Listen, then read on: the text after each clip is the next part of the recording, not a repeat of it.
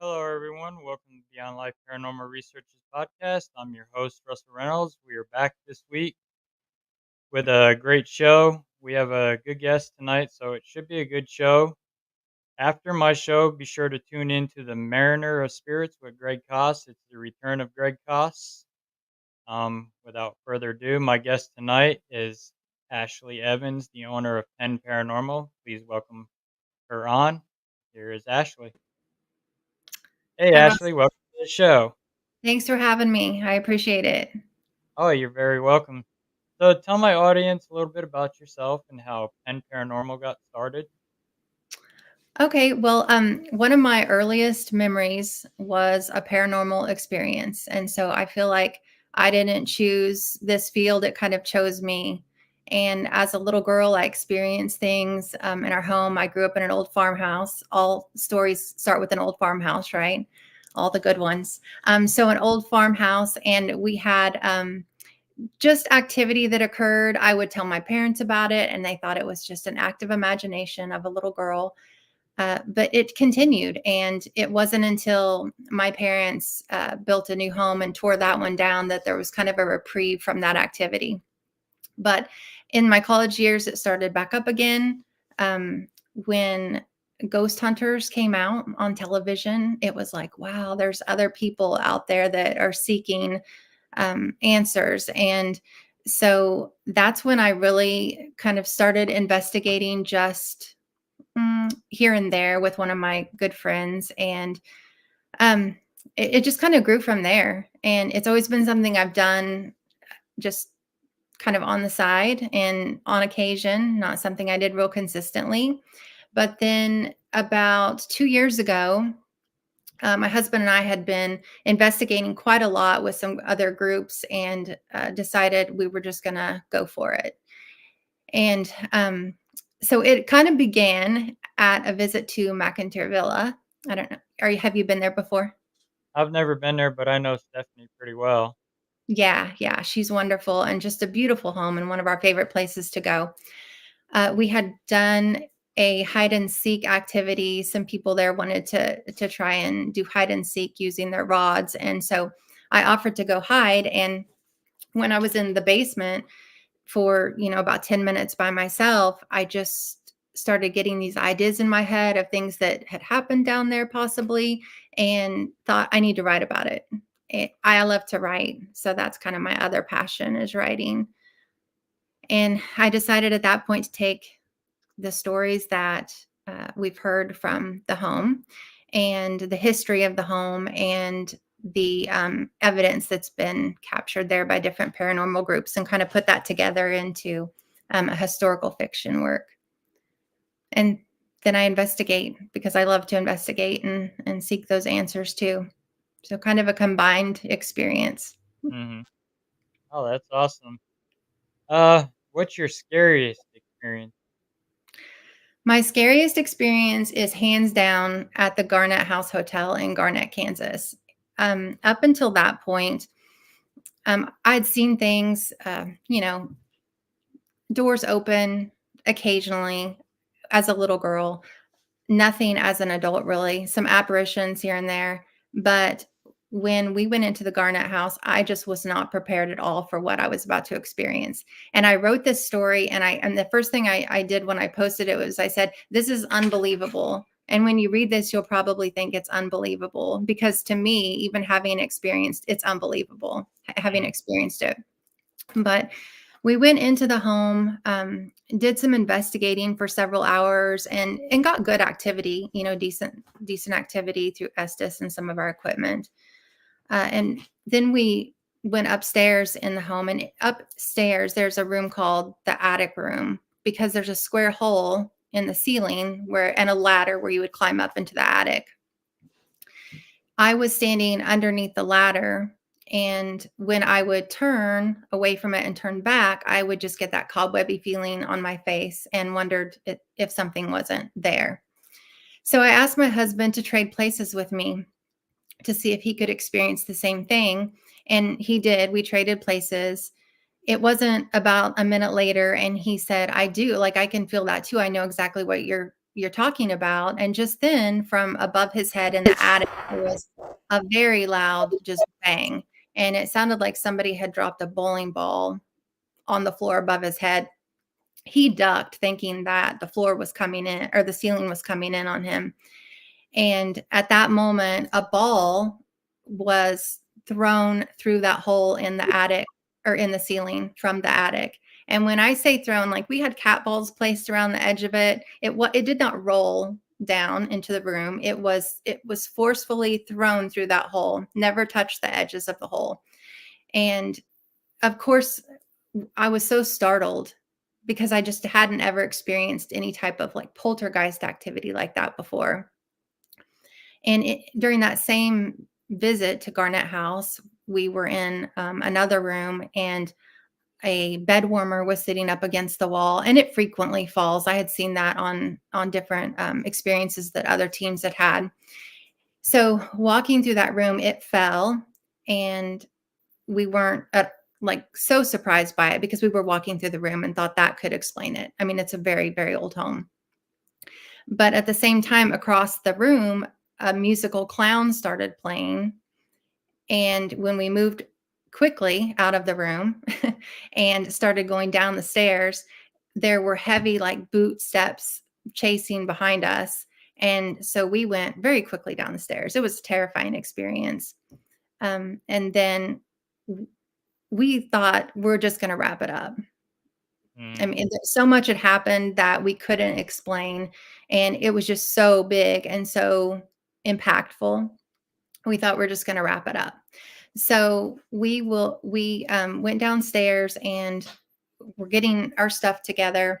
I said, I'm just going to use the rods in a room that they call the Grinner room. Well, they don't call it that, but visitors call it that, because in this room, there has been a large black creature of sorts that has been seen. And one guest in particular painted a picture of him, what she had seen, and he's leaning up against a bookshelf, but his elbow's on the bookshelf, and the bookshelf is about 6 feet tall. So he's obviously it's very tall being. I took my rods, I went in there, and I leaned back against the bookshelf, and I was holding very still, of course, because I was going to use the rods. And one of my teammates said, you're in his spot. And I said, yeah, I know, just kind of joking. And I watched her face change to terror. And from behind me, a doll that was sitting up on the shelf, just like slow motion, tilted up and came down on top of me. So we, of course, left the room quickly. We were trying to figure out what had caused it, went back, put the doll up, tried to debunk it any way that we could. Still weren't convinced that it wasn't just the weight of me standing against the bookshelf that maybe wiggled it enough to fall. But again, packed up our stuff, got ready to go. The same teammate looked in there and got our attention and said, the bookshelf is moving. The bookshelf is moving. So we look in there, and the bookshelf was tilting backward by itself, like against the wall, was moving.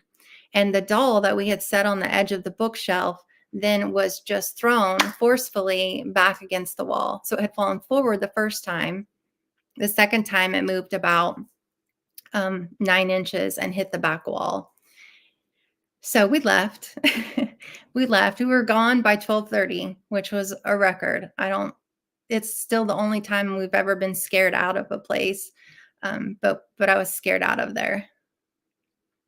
Oh wow, yeah, it sounds like an interesting place. I've Hmm. heard of it, but we've never been out there. I've heard stories from people going Yeah. out.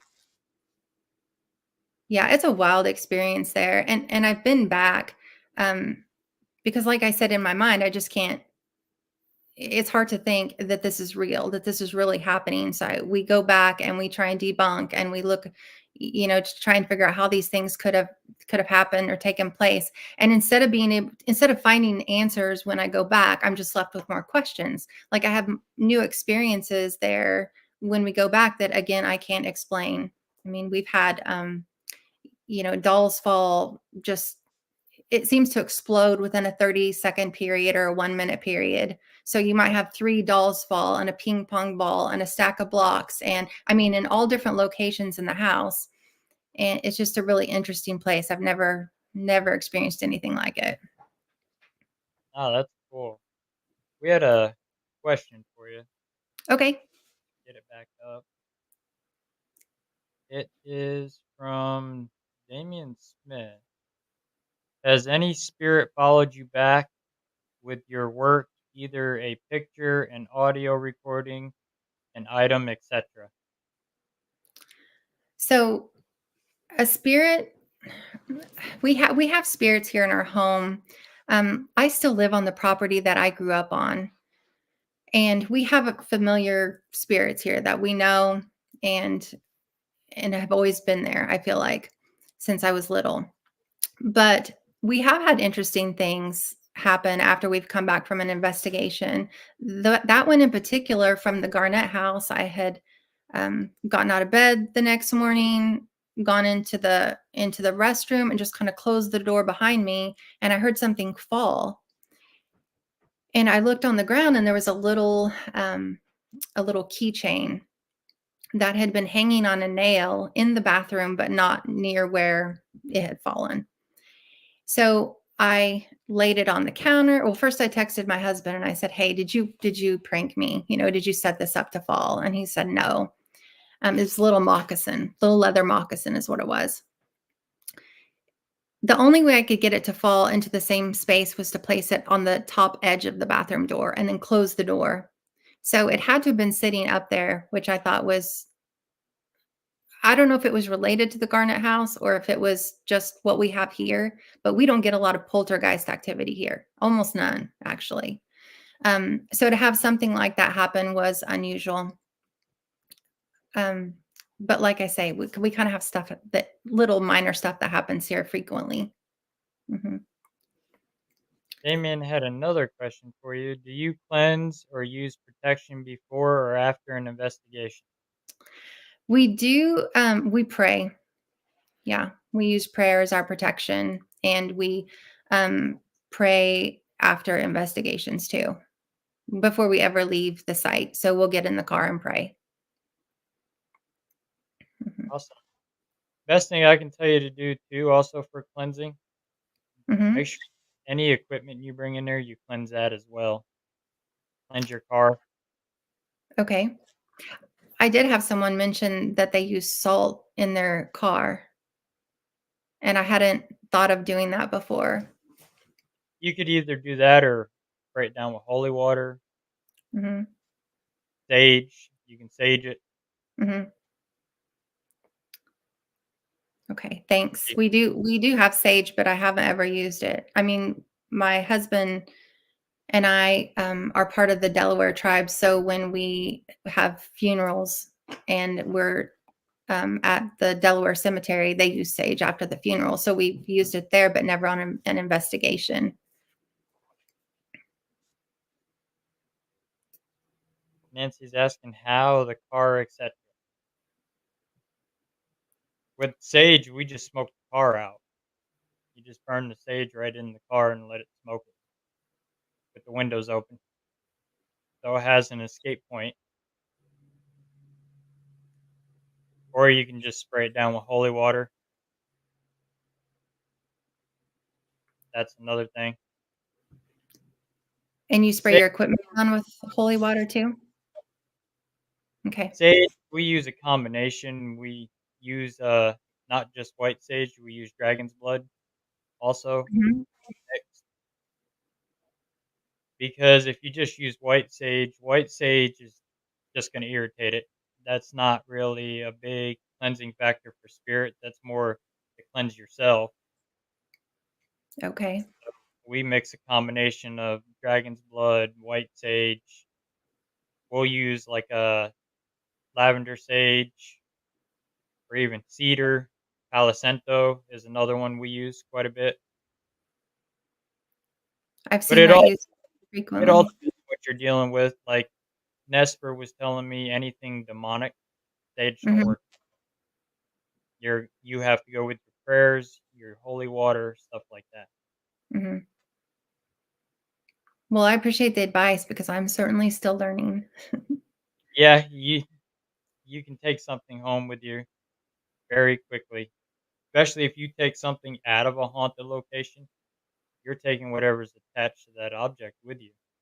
Mhm. Same with antique shopping, yard sales.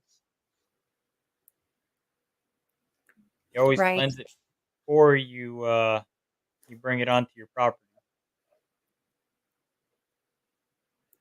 There was another question for you. What's your favorite memory from an investigation?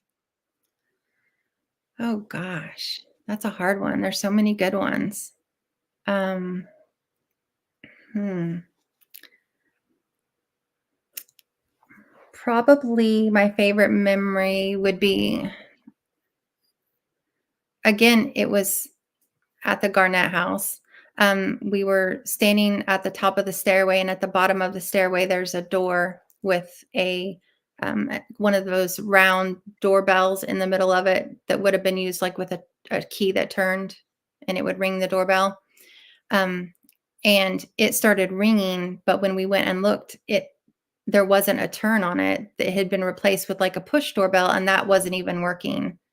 And I liked that because it connected what probably would have been happening back in the 1800s with something, I mean, that we were able to visit or audibly hear in this day and age. So that was kind of cool. And then DZDR4Ev had a question for you. Has Ashley Services been used to investigate a crime, a scene where someone was murdered, to possibly get info from the deceased? No, I have not ever been involved with the police or anything like that. We live in a really interesting area here in Southeast Kansas. There's First of all, we're right along the 37th parallel, and we have a lot of ley lines that run through this area and actually cross just west of town where I live. And there's a lot of urban legend that comes from that area. And so it's always fun to just go out there and just kind of set up our equipment and practice and, you know, practice using our minds and our bodies and the equipment itself to kind of just connect. Yeah, because your body's the perfect conduit for it besides the equipment. Hmm. Like what I like to do is I like to go sit in a room and just stay quiet for a while. Just Hmm. listen to everything around me and tune into my senses.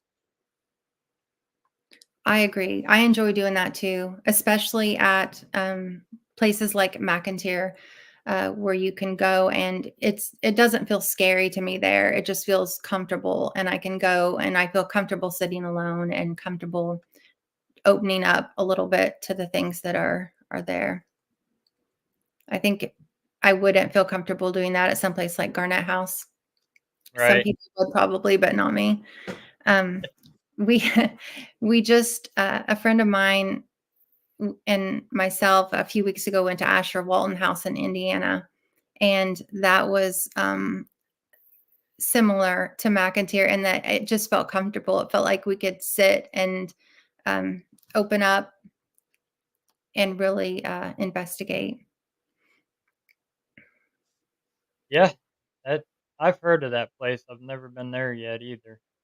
There's so many places, but we get so tied up with the residential, so it's hard to get to some of these bigger places. Hmm. We've done a few like Waverly Hills. We've done Missouri State, Octagon Hall, Pythian Castle. I did we went to Waverly at the same time we went to Asher Walton, which it was just beautiful and so overwhelming, just the size of it and the history that's there. Didn't get a lot of activity except in the body shoot, but it was well worth the trip, and I would go there again. The Pythian Castle, that's an interesting place. My husband and I went there several years ago, and while we didn't get anything, audible or Mhm. visible, the equipment was just going crazy there. Like the stuff we were getting on the spirit box was just like spot on. So that was a fun place to go. Yet another question. Delmer Jr. said, "What's the very best picture of an apparition? Please tell about." Okay. My best picture of an apparition would be at the um, Malvern Manor. And it was taken down a hallway. It was actually down the hallway where there's said to be like a really large man that lived there at one time. He was a murderer, but I don't know that they realized that at the time that he lived there. But he would rush the nurses. But if the nurses would run into the kitchen, then he would stop at the kitchen door for some reason. So he's a spirit that kind of haunts the halls there.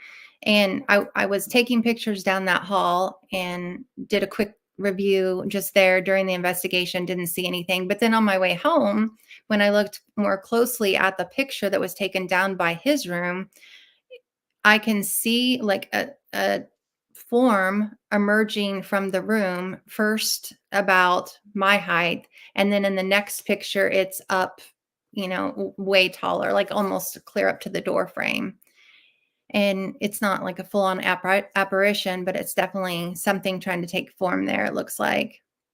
But I will sit and stare and debunk, and I will find explanations for it. So it has to be a really, really, really good picture for me to say this is absolutely something.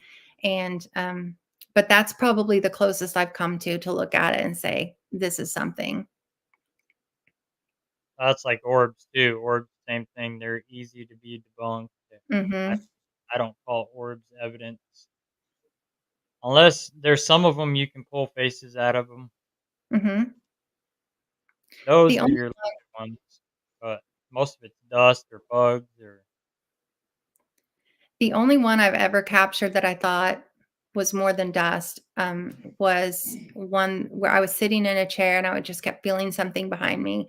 And I had a camera that happened to be sitting there because I had little kids at the time. So this was years ago when we used cameras, not our cell phones. And I picked up the camera and I just turned around. It was a digital camera and I took a few pictures down the hall.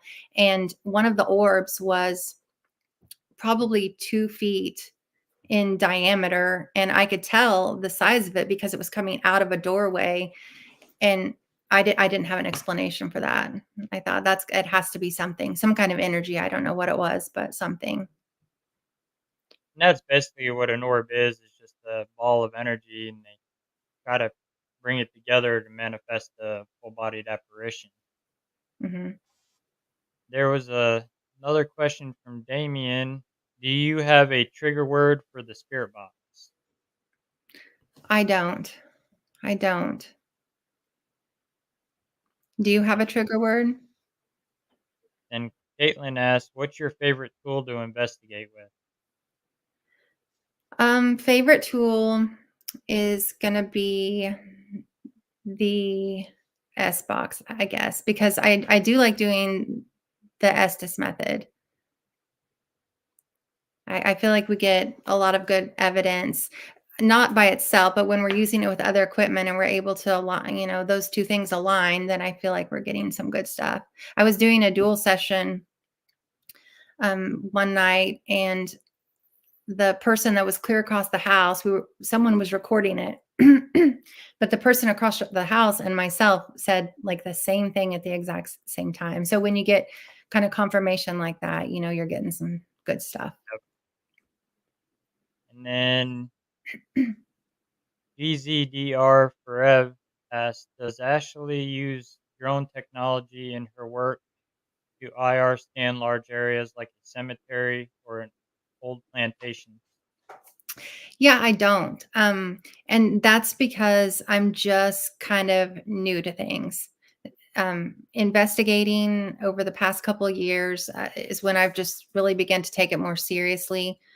I think for a lot of years, I did it as a coping mechanism to just kind of desensitize myself to what I was experiencing and make it less scary. And now it's more, I want to find out what's going on. I want answers, as to what's happening on the other side of things. Damien said his trigger word is tequila because Scotland is always whiskey, and I use chip buddy as just an uncommon phrase.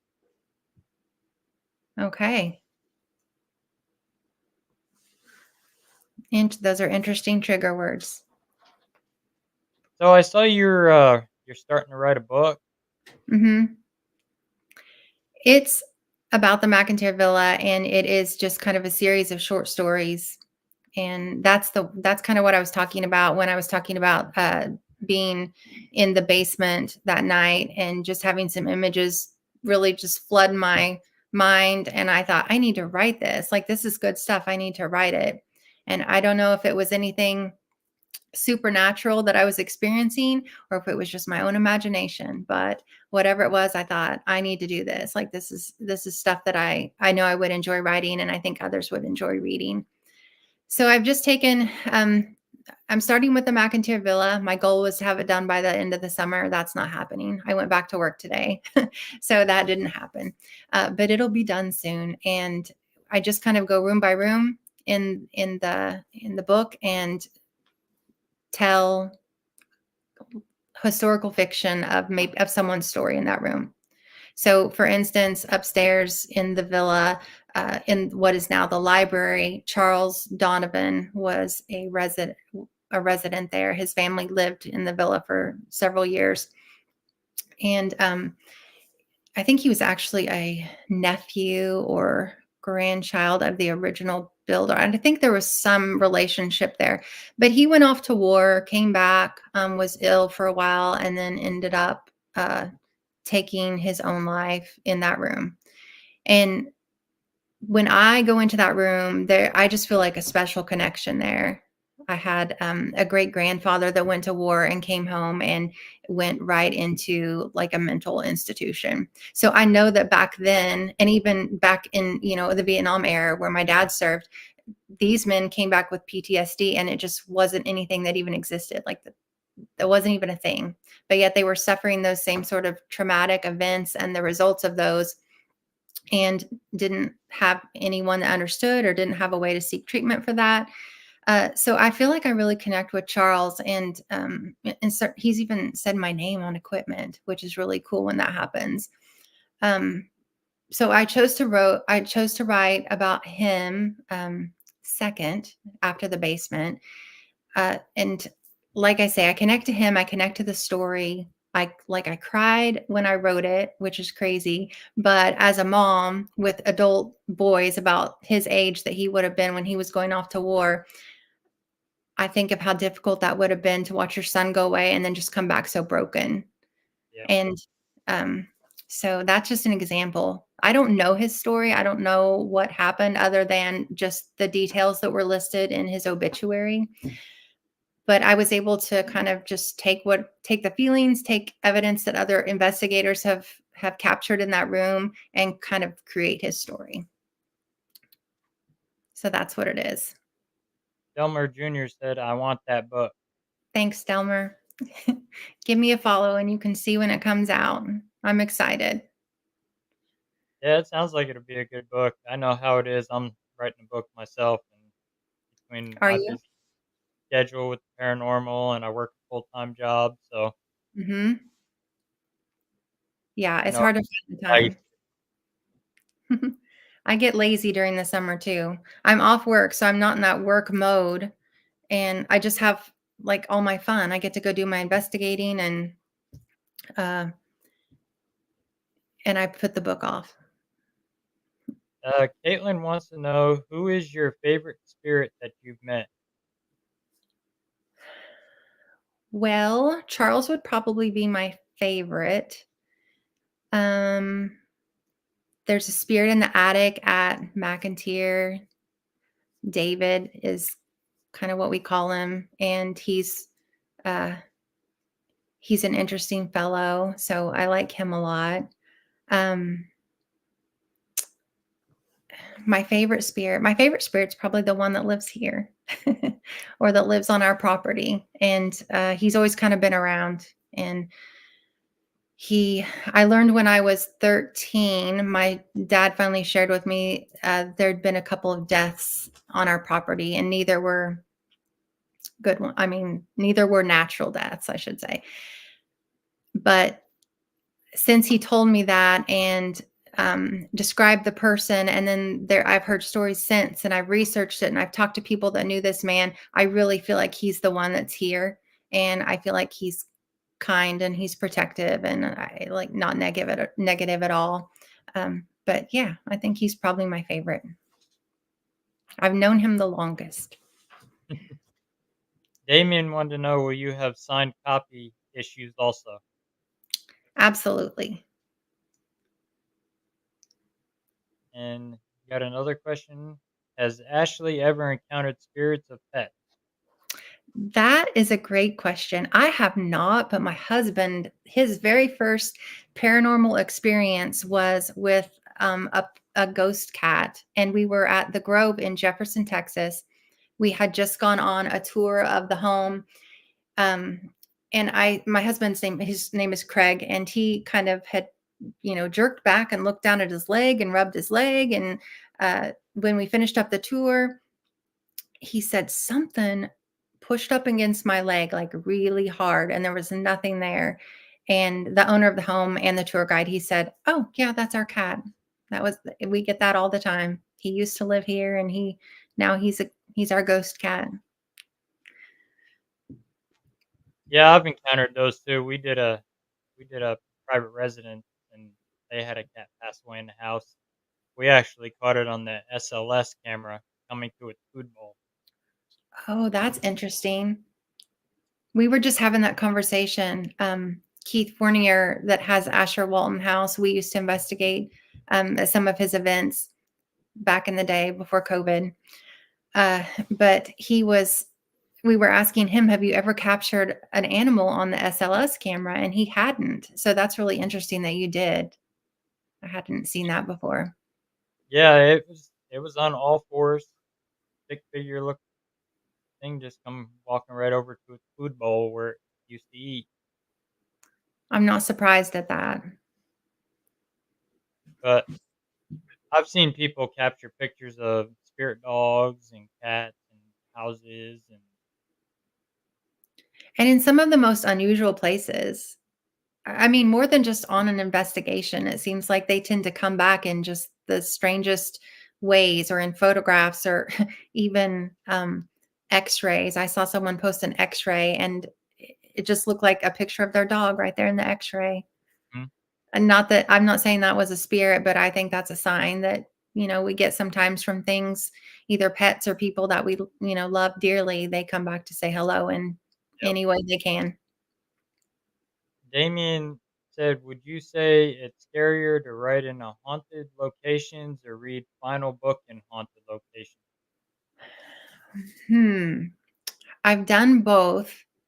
Neither felt scary. I read, not my final book, but I have taken it and read chapters in the room that I've written about. Oh, sorry. I just saw Erica's comment. She took the x-ray. Yes, it was Sam's x-ray. But yeah, I read a chapter in the library. I read it. I have sat in the attic and written. So yeah, both neither felt scary. I just try and use my mind and body to pick up on as much as I can, so that I'm giving them the most truth that I can give. Mhm. Main thing with that too is make sure you ground yourself before you go in, because if you're using your body to tap into something, something can take your body over, and you'll have no control over it. Mhm. I don't open myself up completely. Good, because Mhm. like my good friend Julie from Raven's Eye, she channels because she's a medium. She channeled into a called a draconian starseed, and it was kind of funny. She was sniffing, scratching her fingers across the floor, and then started cussing at me. Was that is that posted somewhere? Because I feel Now, like I've seen that. we were live that night when that was going on. Okay. Okay. Yeah. Yeah. Yeah, that was so interesting. I could never do that. That would be so scary to let something, even if I had that ability, it would I don't know that I could do that. But yeah, that was really neat. I happened to see that that night. Yeah, she's good at what she does. Mhm. Yeah, that's amazing. Such a gift. Well, that's like my dad. My dad's got abilities too. We let him interview our clients because he can read people. So if Mhm. our clients are holding something back and lying to us, he knows right away they're lying to us. Nice. Damien asks, you ever ghostwriting where you wrote things you don't remember? No.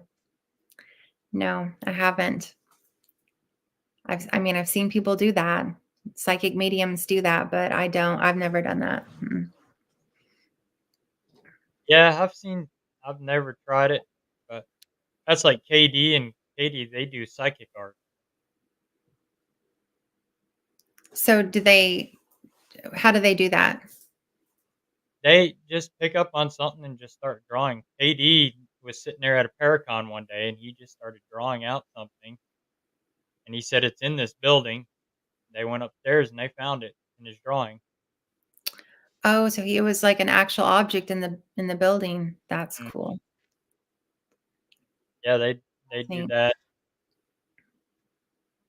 which I don't know how he does that, but he does. Yeah, But like I that's said, neat. if you want some good equipment, reach out to them as well. Yeah, I definitely will. So at Waverly, when you were Mhm. there, you only had an experience in the body shoot. Right. Well, I saw a few things, but didn't get anything. It was during the tour, and I didn't get it on video or anything. But so it was just it was personal experiences, which is what I value most anyhow. So I saw a shadow like move across the hall, way down at the very end. Um, a favorite memory on a location would have to be at Waverly too. So we had set up a grid, a light grid down the hallway, but we just weren't feeling anything where we were standing behind the light. So earlier in the night, we had been down at the end of the hall, and we got kind of that spooked feeling, and we're like, let's go down there and see if we can kick up any activity. But we left the grid on, the laser grid. So we were walking through the laser grid. The light was reflecting off of us. Before I went to Waverly, I asked for advice from some people who had been there, like, what do you suggest I do? And one of the girls said, do it in the dark. And I thought she meant because I would see more or have more experiences in the dark, or it would be scarier. And you kind of bring things in with your fear, when you do that. But no, I think it was because the bats, because we got totally attacked by the bats. They just started coming out of nowhere and squat, or, their little chirping or whatever they do, and dive bombing us. And we were laughing so hard. Like, where do you even go? We finally ran out on the veranda area, but it was so funny, and something I will never forget. We did when we did it. We did the private overnight, and we got experiences on the fourth floor surgery room.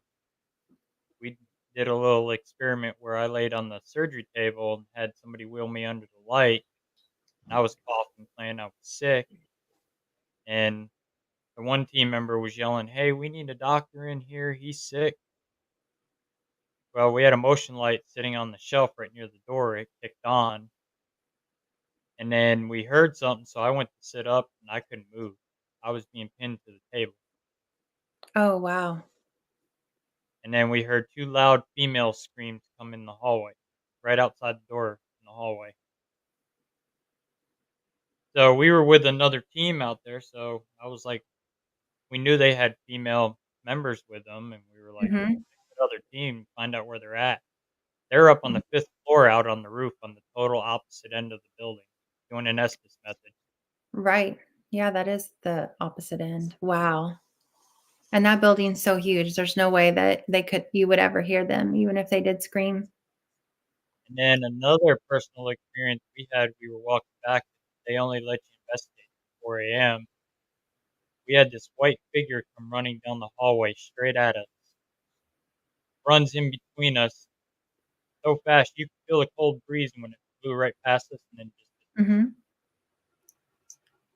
Wow, that would be terrifying. That would be scary. We, first first floor is another good hot spot. That's a good spot to do like a spirit box session, sitting at the round table because there's a man down there that doesn't like men or women. He'll cuss at you. Very nasty man. I did get a male voice on my recorder in the morgue. So I laid down on the, one of the slabs and ran my recorder for a while, and I did get a male voice twice. Same male voice. I did get that. But I couldn't understand what it was saying, and it wasn't great evidence. I could tell it was a male, but that's about it. Um, Yeah, I did the morgue slab as well, laying there by yourself. mhm. And we had a REM pod going crazy. And It was then a Boo Bear went off on the one table. neat. Yeah, we don't have a Boo Bear yet. So that's one of the things I'd like to get because I've seen them work really well for other teams. Best thing We I could did say is get the talking one. That thing gets annoying after a while. we did have a person on our investigation that captured a great picture in the body shoot, and I posted it on Facebook, but I can't explain it. And so it was the same night. There were 8 of us, I think, total. But it's a really cool picture. I mean, it's something white, kinda like what you were describing, um, and there are people on the other side of it. There are 2 women that actually were on the other side of it, but you can't see them through that white, whatever it is. It looks like there's 2 arms with hands coming up out of that white. I don't even know how to describe it. It almost looks like a gown, like half of a gown, because you can see feet underneath it, bare feet. So it was a really interesting photo. I saw, It Leah comment that she was sad that they didn't get to go that night, and I'm super sad they didn't get to go that night either. But I get to see Leah tomorrow night, so I'm excited for that. cool. Erica says, "Take me too." Yes, I want to investigate with Erica. I haven't had the chance to yet. The body shoot down there at Waverly, it gets more active around like 3 o'clock in the morning. We That's went about when he captured that photo. Mhm. we went down there. We captured a big black mass filling the whole body shoot coming down at us when we were down at the bottom, Oh, and then we yeah, I heard was the metal gate slam up top, and that gate's rusted, so it don't move. it doesn't move, does it? I think there's always that scary feeling when you're in there too, because the door, that big wooden door, when you walk in there, can shut and like somebody could shut it and lock it, and you would be totally stuck in there. Um, and just knowing that that's a possibility makes it just scary to go down in there. Ginger and I, my friend, we got about halfway down, and were just stopping and listening as we were going down at different points, but we had stopped and could clearly hear footsteps at the bottom of the chute. And at that point, it was like, what do we do? Do we go back up? Do we just go back? Do we keep going down? And we're like, this is a once in a lifetime opportunity. Probably we're just going to keep going. So we did and didn't encounter anything. But it was still a lot of fun just to get to hear those footsteps. You see other teams experience that on TV or YouTube, and to get to hear it was really neat. It's a beautiful place. Yeah, it was definitely interesting, especially that night when we did it. We ended up getting a thunderstorm when we started investigating. Oh, perfect. So Do you think you picked it up? that that amped it up pretty good. And then we heard this loud bang. It sounded like a door we couldn't explain. Slammed Mhm. somewhere. We tried looking for it, couldn't find it. I've talked to several other people that have been there and said they've heard the same thing come out of there. Never could find where it came from. I What did did see the creeper you did? What crawling. floor did you see him on? He was on the 3rd floor. Mhm. He was on the outer catwalks out there where they used to put the patients out in the Yeah. sunlight. He was Mhm. crawling across the floor, and I was standing there watching him, and I had my one member just stand there. And I went towards it, and as fast as I got to it, it went down over the building, down to the bottom floor. So any guesses as to what the creeper is or who it is? Uh, my buddy Vince, who was the tour guide there, he was saying he thinks it's a man that was there that was in a wheelchair, and he would go down to maintenance every week to get his wheelchair oiled. Well, one day he went down there and nobody was around. He called for people, nobody. And then all of a sudden he went off the loading dock with his wheelchair and face planted into the road below and it killed him. Oh, So they think it's him that's doing it and because he couldn't walk, so he just crawls. crawls. Well, I mean, that makes sense. It's scary to see things that crawl around on the ground or even on the ceiling, but, spirits aren't limited like we are, so that would make sense. It could be a human being that passed there. Nancy thought, "What is Keeper?" She means Jeepers Creepers. It's a Oh, movie yeah, character. I thought. yeah. No, he didn't look like that. He was just a black shadow figure, a human figure crawling around on the floor, from what I saw. Mhm. But we had stuff thrown at us that night too when we were down on the first floor in the lobby part. Interesting. Gosh, you guys had an active night. Yeah.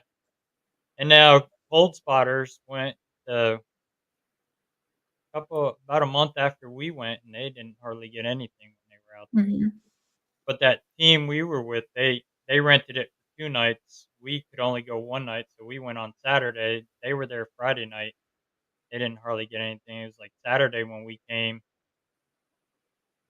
it was just like they wanted to play all of a sudden. We were getting stuff on the date on the tour too when Vince was taking us around.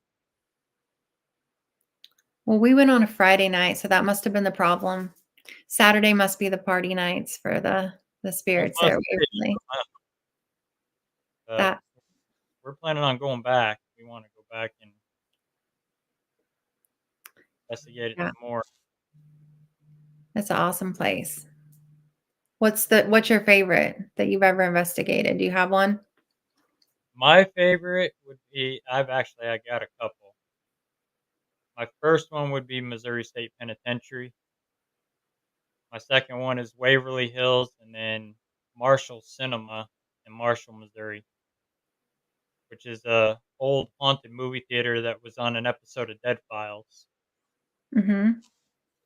called the Madhouse. We're the only team since Dead Files to actually go in there and investigate it. That's one of Neat. my other favorite places. It's always active when we're there. It's actually I've got a video where it partially possessed somebody, one of the spirits in there, Oh, where her wow. whole just morphs into somebody else on camera. Mhm. Oh my gosh. That sounds like a neat place. I mean, Yeah, theater's really cool anyhow. she was sitting there just going like this, digging her whole face open, and didn't even know she was doing it. And so her face just looked did it look like someone else? Yeah, it ended up looking like there was a guy named Estel Turner that was shot and killed out front for messing with the manager's wife, and he's said to grab people and affect a lot of people in that place. And we compared it to the drawing that Amy Allen had done of him, and her Mhm. face looked exactly like his. And That is incredible. she won't go back with us anymore on that, after that. I wouldn't go back either. She Yeah, sounds like a girl. that scared it. It actually tried to throw my dad over a balcony. Oh my And gosh. yeah, it was after there was a little kid spirit in there. It was after the little kid spirit. My dad was standing in its way, so it pushed him. He had marks on his arm, on his back, where like his hand went like this. I mean, that's scary when you think about the power that some of these have, and when you're standing in high places or at the top of stairs or going downstairs, things like that. That can be scary. Yeah, it it's rough. I mean, I've been pushed on several residential cases. I had one after a member of mine, and I was in its way, so it threw me against the door. Hmm. I've been touched It's but never pushed. Never. I've been pushed, scratched, hit. We did a residential case in Oklahoma, and the rest of my members couldn't make it, so it was an emergency case. So my dad and I decided to go out, and we went there, and we were what my dad was watching the cameras. Well, the one camera started acting up, sitting there pulsating. I figured it was a camera issue. We kept watching it. This figure appeared at the end of the hallway, big, tall, black figure. I'm like, I said to my dad, I'm gonna go back there and check it out, see what it is. Mhm. So I went back there, and I'm standing facing this figure, looking at it, and it dropped down to like 5 foot tall and ran straight at me. Got to my legs, disappeared, and then three scratches appeared on my arm. Did you feel it on your legs when it went through?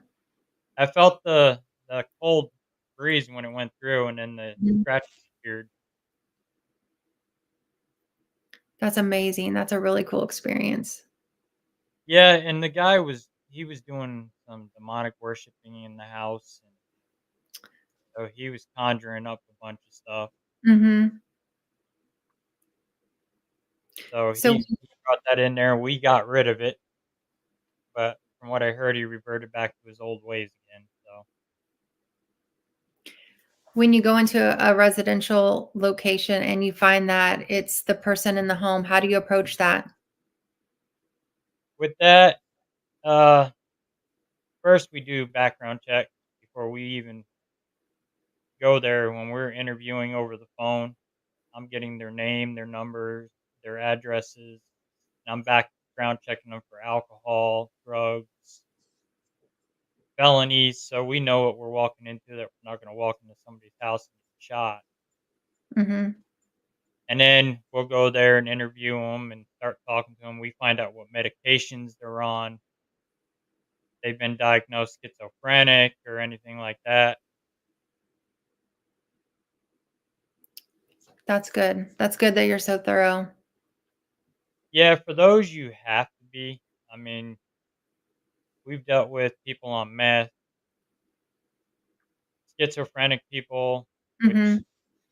ability they're hearing voices in their head. Mhm.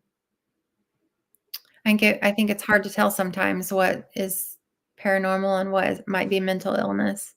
Yep. So you got to be a psychologist, kind of, in that too, which is good with us working with Raven's Eye because Julie's a licensed mental health nurse. So Mhm. That's the field I'm into. Erica wants to know, where is your next location? We're going to McIntyre Villa tomorrow night, actually, with L&M Paranormal. They're hosting an event there, and then we're gonna Oh, I did see they were. investigate. Yeah. Yeah. I've had them on my show as well, L&M. Yeah. They're great. Caitlin wants to know, what's your dream investigation location? My next one is Missouri State Penn. I'm so close and I've never been.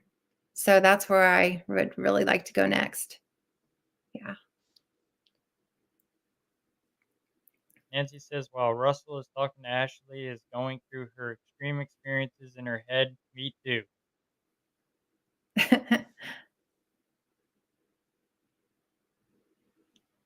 Gracie says, I stay away from residential. I mean, I can understand that. That's a whole nother ball game, but I would like to start doing those some. You guys have seen a lot of the same things, and it's nice to see like minds and mutual respect. Thank you. Yeah, thanks, Nancy. Damien, an understanding of mental health is a must, or don't do private residential. Hmm. This weekend, I'm investigating an apartment in a converted asylum. Well, that sounds fun. I bet you get something there. Well, we're almost at our hour mark. If people want to get a hold of you, I got another show coming on after me. How can they reach out to you if they want to book you for Paracon investigations or? Yeah, so I'm at Pin Paranormal on Facebook and TikTok. And then also email pinparanormal@gmail.com. Yeah. I appreciate you having me on. It's been a lot of fun. Oh, you're very welcome, and I'm glad you came on. It's been an awesome show, and it was good having you. And we're gonna get ready to call it a night. Tune in to Greg Koss next for the Mariner of Spirits. He's got the owner of Robert the Doll Oh, next on his show. nice. Okay. So I thank you all for joining me, and we'll see you next week. My guest next week is Candy Slater from Get Haunted. Have a good night, everyone. Thank